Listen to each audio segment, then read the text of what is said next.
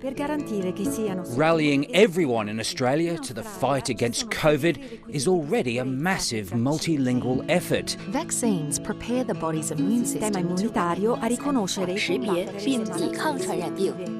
It'll also be a multi-vaccine operation. This additional purchase gives us additional insurance. Australia's secured an extra 10 million doses of the Pfizer vaccine, the only one so far to secure regulators' approval. The vaccine rollout remains on track, respectively for the last week of February for Pfizer. Australia now has 20 million doses of the Pfizer vaccine on order. AstraZeneca is contracted to supply 54 million, most of them made in Australia. 51 million doses will come from Novavax, and up to 25 million will be shipped through the global COVAX facility. To not only vaccinate Australia, but to ensure that we're doing our bit in this part of the world. Frontline health and quarantine workers and the most vulnerable will be vaccinated first, along with the Prime Minister, as a show of faith in the vaccine. Well, the plan is for that to occur, and that would mean the Pfizer vaccine.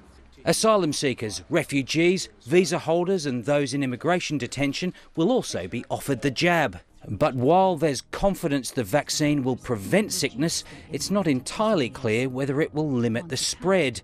These new, more infectious strains require greater vigilance and greater protection. Queensland leading a push for the Commonwealth to have a bigger role in quarantine and less reliance on city hotels. Quarantine is a federal responsibility. The Commonwealth should run it. We have to keep a sense of realism about this and a sense of proportion. The PM saying there'd been just a handful of community infections from hotel quarantine, while allowing home more than 210,000 people.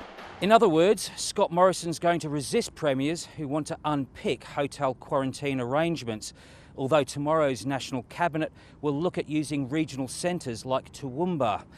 Unless Australia completely shuts its border, including to Australians wanting to come home, it's always going to be about managing risk. Andrew Probyn, ABC News, Canberra.